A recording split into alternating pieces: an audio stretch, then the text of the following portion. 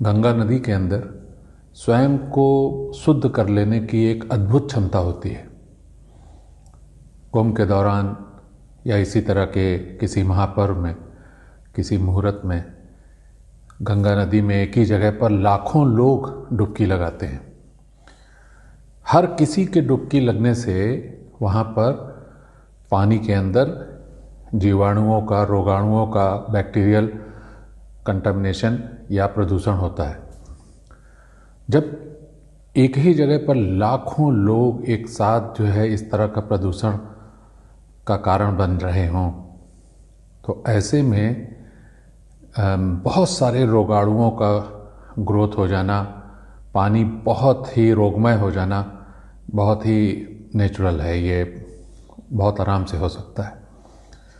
लेकिन ठीक उसी समय गंगा नदी में एक खुद को शुद्ध करने की, स्टरलाइज करने की एक एक्टिविटी शुरू होती है। एक वायरस जिसको बैक्टीरियोफेज कहते हैं वो उत्पन्न होता है और वो देखने में जैसे एलियन की परिकल्पना होती है उसी तरीके से वो दिखता है और उन रोगाणुओं को नष्ट करने के बाद ये बैक्टीरियोफेज खुद भी विलुप्त हो जाते हैं। इन बैक्टीरियोफेजेस के काम करने का जो तरीका है या जिस तरीके से वो बैक्टीरियाज को नष्ट करते हैं वो तरीका भी बड़ा अद्भुत है।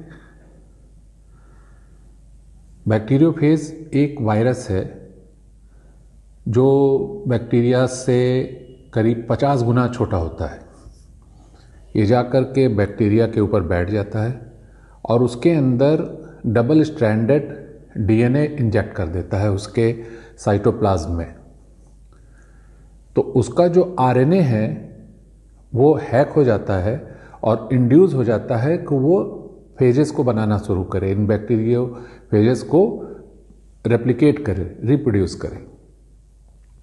तो वो सेल उसी बैक्टीरियोफेज को बनाना शुरू करता है और जब बहुत संख्या में बन जाता है तो वो सेल जो है बस्ट हो जाता है। इस क्रिया में वो जो है बैक्टीरिया मर जाता है और ढेर सारे बैक्टीरियोफेज उसी से उत्पन्न हो जाते हैं और जाकर के दूसरे जो है बैक्टीरियाज को इन्फेक्ट कर देते हैं, उनको भी इसी तरीके से मार देते हैं, अपने आप को खुद रेप्लिकेट करके उसी के द्वारा।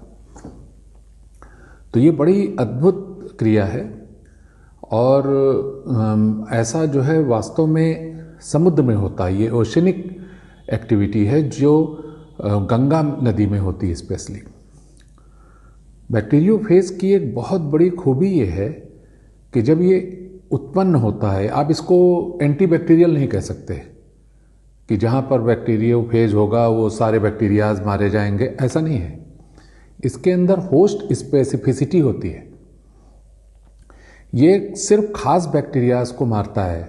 जैसे गंगा नदी में स्नान के पहले, कंटामिनेशन के पहले, लोगों के स्नान करने से पहले जो पानी की कंडीशन होती है, जो नए बैक्टीरियाज या नए रोगाणु जो उसके अंदर उत्पन्न होते हैं, ये बैक्टीरियोफेज सिर्फ उन्हीं को मारता है, बाकी दूसरे जो जीवाणु हैं वो अप्रभावित रहते हैं। तो मुझे ऐसा लगता है कि इसका इस्तेमाल मेडिकल साइंस में किया जा सकता है। जैसे कोई भी एंटीबायोटिक जब ली जाती है तो उसमें बहुत सारे अच्छे बैक्टीरियाज या गट बैक्टीरियाज भी मारी जाती है। तो अगर इसका इस्तेमाल मेडिकल साइंस में किया जाए तो स्पेसिफिक बैक्टीरियाज को बॉडी से जो रोगमय होती हैं उनको रिमूव किया जा सकता है। तो ये बड़ी ही अद्भुत प्रक्रिया होती है कि जो है जब पॉल्यूशन बढ़ता है पानी में, बैक्टीरियल ग्रोथ बढ़ती है, कंटामिनेंट्स बढ़ते हैं, तो उसी समय जो है गंगा नदी में ऐसी प्रक्रिया शुरू होती है जिससे वो फिर पहले के जैसी हो जाती है। तत्काल जिस प्रोपोर्शन में बैक्टीरियाज की ग्रोथ होती है, रोगाणुओं का ग्रोथ होता है, उसी प्रोपोर्शन में बैक्टीरियोफेज कुछ ही मिनट के अंदर उत्पन्न होकर के उन सबको इस जेनेटिक मटेरियल से मार देता है। उसके अंदर ये जेनेटिक मटेरियल इंजेक्ट कर देता है और वो जो बैक्टीरिया का सेल है, उसकी जो कोशिका है, वो बैक्टीरियोफेज बनाने लगती है और उसी से उसके सेल बस्ट हो जाते हैं और वो मारा जाता है। गंगा नदी का ये दिव्य रूप हमें प्रकृति के अस्तित्व वृत्ति का, सर्वाइवल इंस्टिंक्ट का दर्शन कराता है। जब लोग स्नान करने के लिए इतनी बड़ी संख्या में गंगा में प्रवेश करते हैं तो उनके शरीर से बहुत सारा पॉल्यूशन या प्रदूषण गंगा में होता है। बहुत सारे जीवाणु, बहुत सारे रोगाणु गंगा में प्रवेश कर जाते हैं, उत्पन्न हो जाते हैं,